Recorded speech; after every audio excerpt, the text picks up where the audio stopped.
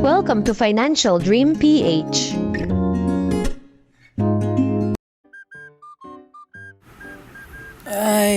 Good morning. Sana namang magandang araw. So, check muna natin yung ating FDPH account. 58% na pala ako sa aking life progress. So, meron pa ako natitirang around 42% bago ako mag 60 years old. So, meron pa akong natitirang 9125 days before mag-retire. And sige nga, check ko muna yung family ko.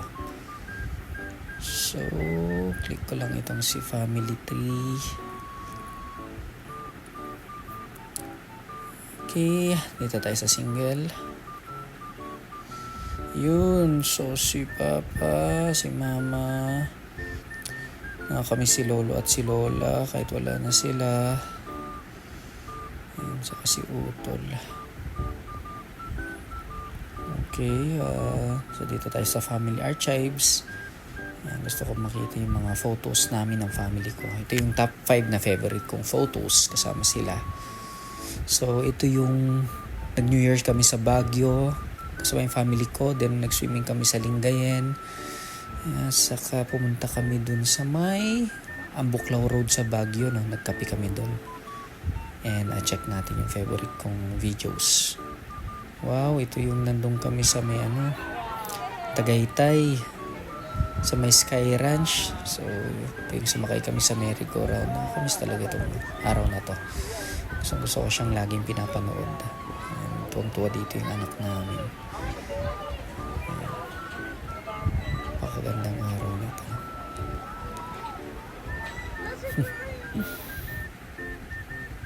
Okay. Then, check ko nga rin yung iba pang videos. So, ito yung birthday ko noon. Puntahan nila ako. Actually, sinurpresa nila ako dito ng birthday cake Ayan. Nalit na birthday cake lang kasi tatlo lang naman kami. Tapos nag-boodle fight rin kami sa araw na yan. Ay, kakamiss. And, sige, back muna tayo. Yan, namimiss ko rin yung father ko. Yan si Mama, saka si Utol. Ito, check muna natin kay father. So, ito yung top 5 na photos na favorite ko kasama si Papa ko. And, ito yung video niya. Ito yung pinagawa kong video sa kanya kung ano yung masasabi niya sa akin. Nakakatawa. Sabangan dyan pa sila, maganda. Binibideo mo na, nakakausap mo pa. Then, kung meron kayong gustong iparating na message kasi galing sa kanila. If you want to open your own FDPH account, so just visit us on our Facebook page. Search for Financial Dream PH.